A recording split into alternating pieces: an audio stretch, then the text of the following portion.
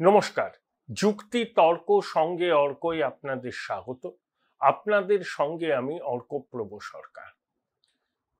15 বছরের তৃণমূল জমানায় সব থেকে মর্মান্তিক ঘটনা কোনটা? আমার মতে আরজি কর হসপিটালে কর্মরত চিকিৎসককে ধর্ষণ করে খুন। আরজি কর মানে রাধা গোবিন্দ কর। যেখানে গোবিন্দ সদা জাগ্রত সেখানে রাধা হন নিগৃহীতা।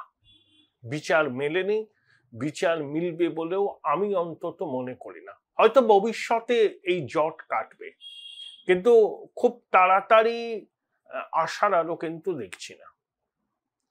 দেখুন, একটা প্রশ্ন অত ডিটেলসে না গিয়েও বোঝা যায় যে সঞ্জয় রায় সিভিক ভলেন্টিয়ার, তাহলে এমন কি ক্লাউড ছিল যাকে বাঁচাবার জন্য তথ্য প্রমাণগুলো লোপাট করা হয়েছিল 96 ঘন্টা ধরে, যাতে ভবিষ্যতে আর কেউ তদন্তকারী সংস্থার পক্ষে আসল ঘটনার হদিশ পাওয়া যাতে না চায়। যে কাউন্সিলর তিলোত্তমার দেহ সাততাড়াতাড়ি সৎকার করেছিলেন তাকে পুরস্কৃত করা হয়েছে একটি পুরসভার চেয়ারম্যান করে। এই ঘটনাগুলো অন্তত সাধারণ মানুষের মনে প্রশ্ন জাগায় যে শুধু সঞ্জয় রায় নয়, এমন কেউ বা কারা ছিল ওই ঘটনার পিছনে, যাদের পরিচয় সামনে চলে এলে শাসকের চরম বিড়ম্বনার মধ্যে পড়তে হতো। তাই খুব পরিকল্পিতভাবে তথ্য প্রমাণটা লোপাট করা হয়েছে। শুধু সঞ্জয় রায় যদি অপরাধী হতো, তাকে বাঁচাবার জন্য টালা থানার প্রাক্তন ওসি মাতৃজঠরের লজ্জা সন্দীপ ঘোষকে কোমর বেঁধে তথ্য প্রমাণ লোপাটের কাজে ব্যস্ত হতে হতো না। জানি না শেষ পর্যন্ত তিলোত্তমার বাবা মা এবং পশ্চিমবঙ্গের মানুষ প্রকৃত অপরাধীদের সম্পর্কে জানতে পারবেন কিনা। তারা সিবিআই এর ডিরেক্টরের সঙ্গে দেখা করেছেন, তাদের ক্ষোভ, তাদের অভিমান, তাদের রাগ আমরা বুঝি, সমর্থন করি, কিন্তু এখনো পর্যন্ত জটটা কিন্তু কাটলো না। সাপ্লিমেন্টারি চার্জশিটও পেশ হলো না। আবার রাত দখল হবে, আন্দোলন হবে, অভয় মঞ্চ নামবে, নবান্ন অভিযান হবে। দেখুন, শুধু নাগরিক সমাজ আন্দোলন করবে, বিরোধীরা হাত গুটিয়ে বসে থাকবে, এটা হয় না। নাগরিক সমাজের প্রতিবাদের মধ্যেও বিরোধী দলকে ঢুকতে হবে, প্রয়োজনে ঝান্ডা ছেড়ে ঢুকতে হবে, কারণ বিরোধী দলের সদস্যরাও নাগরিক সমাজের অংশ। আজকে আমার প্রতিবেদনের শিরোনাম অবশ্যই তিলোত্তমা নয়, আরজি কর নয়। আমি এটা বললাম কারণ এই ঘটনাটার কথা যখনই ভাবি তখনই ভিতরটা কিরকম হয় আমাদের। শুধু আমার নয়, আপনাদের সবারই হয়। আমাদের ঘরেরই তো মেয়ে কাজ করতে গিয়েছিল সরকারি হসপিটাল, যেখানে নিরাপত্তা নিয়ে কারুর মনে কোনো সংশয় থাকার কথা নয়। কর্মরত অবস্থায় তাকে খুন হতে হলো। সারাদিন পরিশ্রমের পর একটু নিশ্চিন্তে ঘুমোতে চেয়েছিল, সেই ঘুমের অধিকার কেউ খুন করেছে এরা। আমরা মায়ের কাছে কি বলি? যা দেবী সর্বভূতেষু নিদ্রা রূপেণ সংস্থিতা। এই ঘুমের অধিকার কেউ এরা খুন করেছে।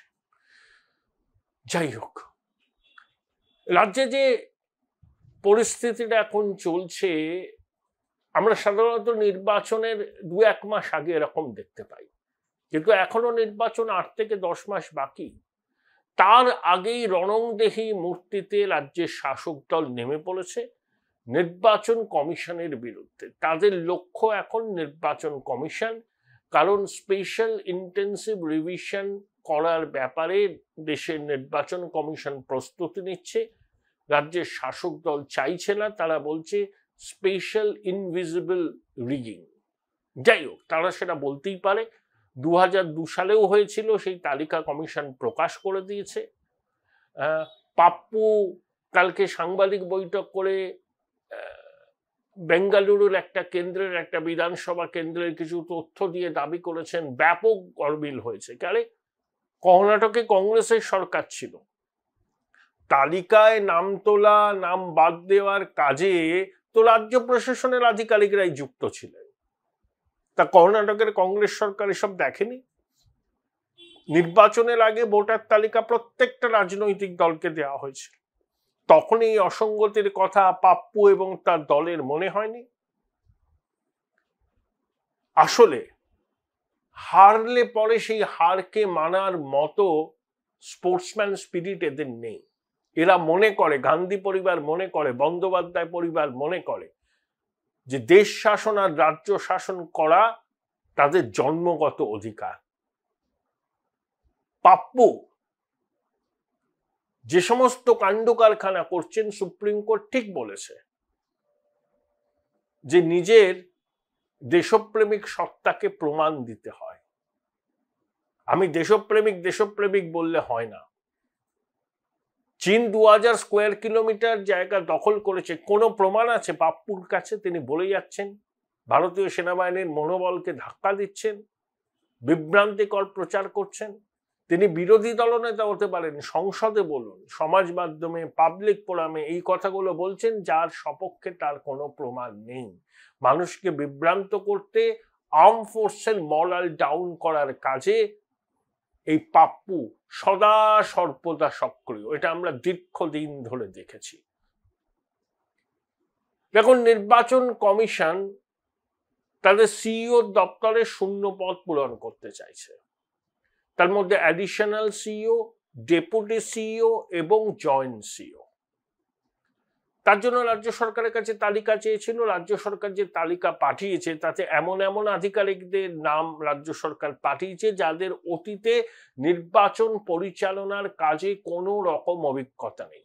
কমিশন পত্রপাঠ সেই তালিকা খারিজ করে দিয়েছে, বলেছে নতুন করে আবার তালিকা পাঠাতে।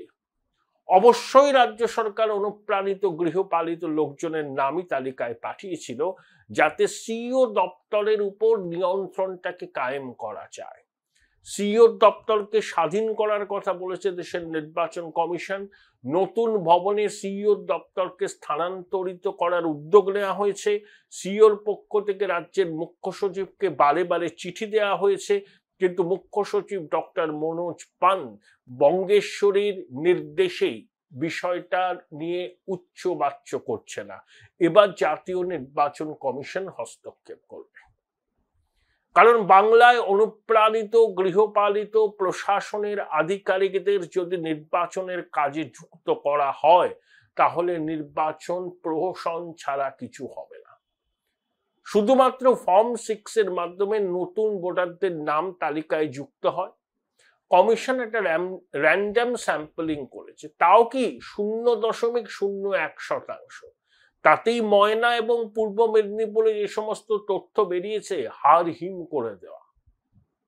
মানে আইপ্যাকের মদতপুষ্ট সংস্থার প্রতিনিধিরা চুক্তির ভিত্তিতে ডাটা এন্ট্রি অপারেটর হিসাবে যুক্ত হয়েছে, তারা বেআইনি কাজ করে, তাদেরকে মদত দিচ্ছে অনুপ্রাণিত গৃহপালিত প্রশাসনের অংশ। আমি তো বলছি না এ তো পয়লা ঝাঁকি হ্যায়। রাজারহাট, গোপালপুর দেখুন, নন্দকুমার দেখুন, প্রত্যেকটা বিধানসভা কেন্দ্রে দলে দলে যদি দেখা যায়, দেখবেন কি বিপুল পরিমাণ ভুয়ো ভোটারের নাম তালিকায় উঠেছে। এইটাকে যখন বাদ দেওয়ার উদ্যোগ নেওয়া হচ্ছে, তখনই বলছে যে স্পেশাল ইনভিজিবল রিগিং, অর্থাৎ ভোটারদের নাম বাদ দিচ্ছে। অবৈধ অনুপ্রবেশকারী বাংলাদেশিরা, মৃত ভোটাররা, একাধিক জায়গায় নাম আছে এমন ভোটারদের নাম তালিকায় থেকে বাদ যাবেই যাবে।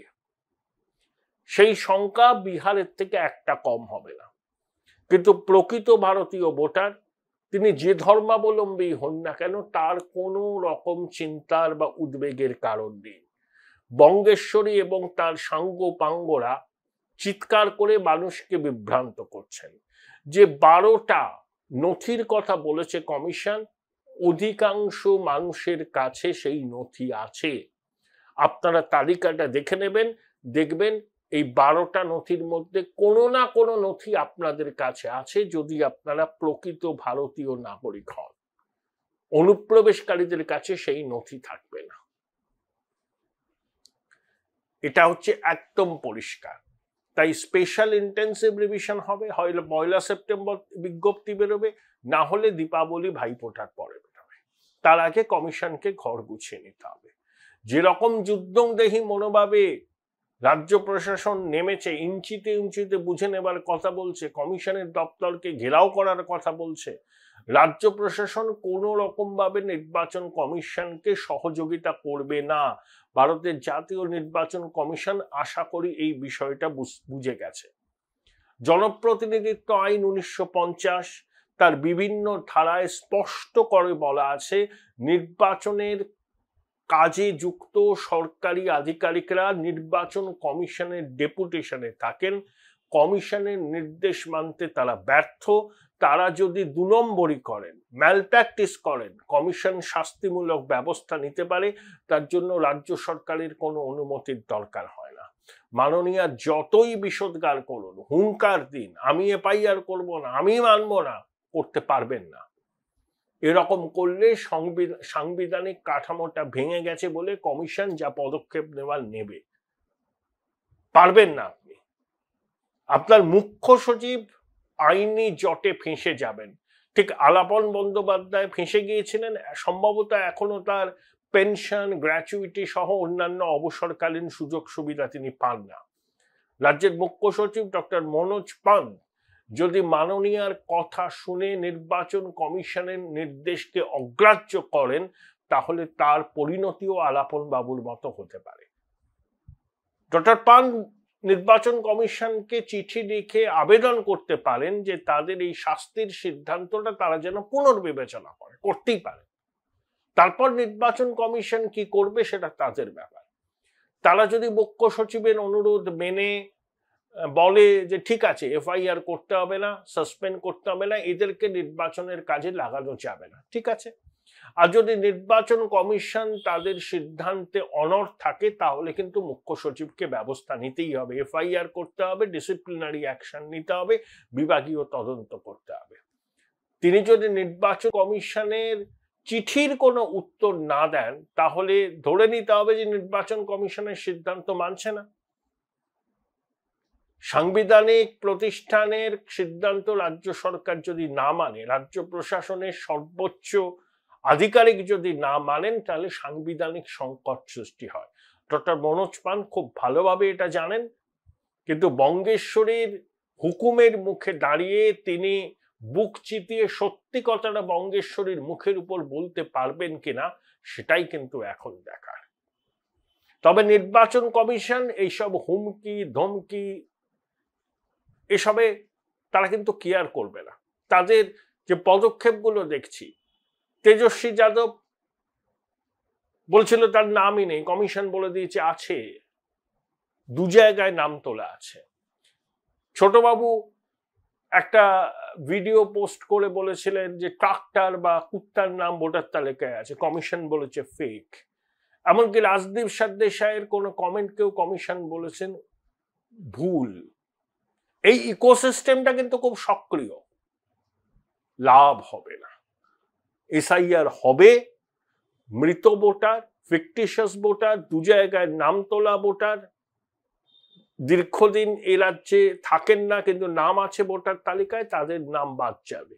এবং কমিশনের কাজে যদি বাধা দেন রাজ্য সরকার, রাজ্য প্রশাসনের আধিকারিকরা, কমিশন ছেড়ে কথা বলবে না। তাতে সব থেকে সমস্যায় পড়বে রাজ্যের আমলাকুল। মুখ্যমন্ত্রীর কিচ্ছু হবে না, কারণ তিনি ভাষণ দেবেন, সিদ্ধান্ত রূপায়ণ করেন আমলারা।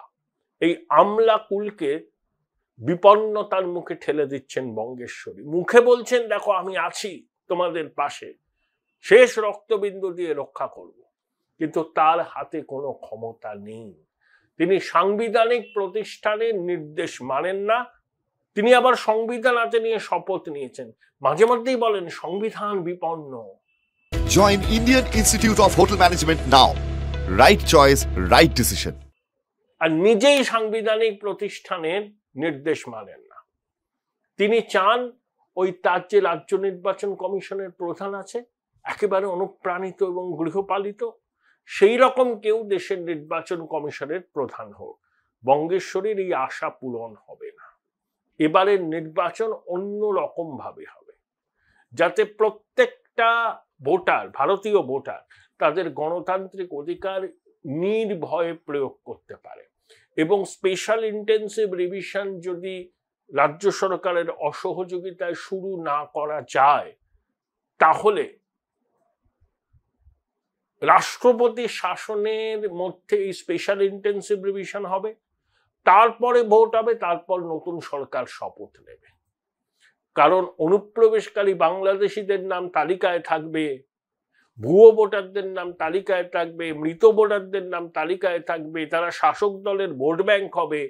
সেই ভোট শাসক দল পাবে, তাতে জনগণের প্রকৃত মতামতের প্রতিফলন নির্বাচনের ফলে হয় না, সেটা নিশ্চিত করতে হবে। নির্ভুল ভোটার তালিকায় ভোট হোক, যা ফলাফল হবে মানুষ মেনে নেবে। কারোর কোনো কথা বলার অধিকার থাকবে না যে নির্বাচন অস্বচ্ছ হয়েছে, নির্বাচন ম্যাল প্র্যাকটিস হয়েছে। 2011 মমতা বন্দ্যোপাধ্যায় যখন ক্ষমতায় এলেন, সেই নির্বাচন সুষ্ঠুভাবে হয়েছিল, কারোর কোনো অভিযোগ ছিল না। এবারের নির্বাচনটাকেও 2011 বা তার থেকেও বেশি কি বলবো আর কি স্বচ্ছভাবে করতে হবে, যাতে কারোর মনে কোনো গ্রিভান্স না থাকে। আমি ভোট দিতে পারলাম না, বিরোধীরা যাতে কোনো অভিযোগ করতে না পারে। ভোট লুট, সন্ত্রাস, হুমকি, একটা free and fair and election হোক, ট্রান্সপারেন্ট ভোটার তালিকাকে সামনে রেখে। এবং কমিশন এই কাজ করবেই এবার। অতীতে কমিশন কি করেছে আমি সেই বিষয়ে আসতে চাই না। তারা অনেক রকম আগে বড় বড় কথা বলতো, কিন্তু ভোটের সময় তাদের সক্রিয় ভূমিকা দেখতো না বঙ্গবাসী। এবার সেটা হবে না। কমিশনের উপর চাপ সৃষ্টি করতে হবে, যাতে নির্ভুল ভোটার তালিকার মাধ্যমে একটা সুষ্ঠু অবাধ রক্তপাতের নির্বাচন হয়। রাজ্য সরকার প্রতি পদে পদে বাধা দেবে, পরিকাঠামোগত ভাবে অসহযোগিতা করবে, বিএলওদের ধমকাবে, চমকাবে, শাস্তির হুমকি দেবে। কিন্তু যারা সরকারি আধিকারিক, যারা নির্বাচনের কাজে যুক্ত হবেন, তাদের একটা কথা মনে রাখতে হবে, যে তারা নির্বাচন কমিশনের ডেপুটেশনে আছেন। কমিশনের নিয়ম কানুন মেনে ভোটের কাজ করতে হবে। এর অন্যতা হলে তাদের বিরুদ্ধে শাস্তিমূলক ব্যবস্থা নেওয়া হবে। বিহারেও হয়েছে, বাংলাতেও হবে। যতই WBCS এক্সিকিউটিভ অফিসারদের অ্যাসোসিয়েশন কাকুতি মিনতি করে চিঠি দিন, তারা অনুরোধ করতে পারেন, তাদের কিন্তু সবার আগে সহকর্মীদের এটা বলে দেওয়া উচিত যে বঙ্গেশ্বরীর কথা শুনে তারা যদি নিয়ম বহির্ভূত কাজ করে, তাহলে শাস্তির খাড়া তাদের মাথায় নামবে। তখন কিন্তু কিছু করার থাকবে না। WBCS এক্সিকিউটিভ অফিসার্স অ্যাসোসিয়েশনের যারা পদাধিকারী আছেন, তাদের উচিত তাদের সমস্ত সহকর্মীদের এই কথাটা দ্বর্থহীনভাবে বলে দেওয়া। তাহলে তারাও তাদের নিজের সাংবিধানিক দায়িত্ব পালন করবে। বঙ্গেশ্বরীর হুকুম মেনে তারা যদি সাংবিধানিক প্রতিষ্ঠানের কাজ না করেন, শাস্তির মুখে তাদের পড়তেই হবে, এবং সেই শাস্তি মুকুব করা হবে না। আশা করি বার্তাটা লাউড অ্যান্ড ক্লিয়ার। সেটাই নির্বাচন কমিশন দিয়েছে। তারা কিন্তু এবার 1 ইঞ্চি জমি এই শাসককে ছাড়বে না। যতই ধমকানি চমকানি হোক, যতই দেখে নেওয়ার হুমকি দেওয়া হোক, কমিশনের কাছে সংবিধান প্রদত্ত অসীম ক্ষমতা আছে। সেটা সুপ্রিম কোর্টও জানে, যারা আদালতে মামলা করেছে তারাও জানে। তারা দেশবাসীকে বিভ্রান্ত করতে চাইছে ভোট ব্যাংককে সুরক্ষিত রাখার জন্য।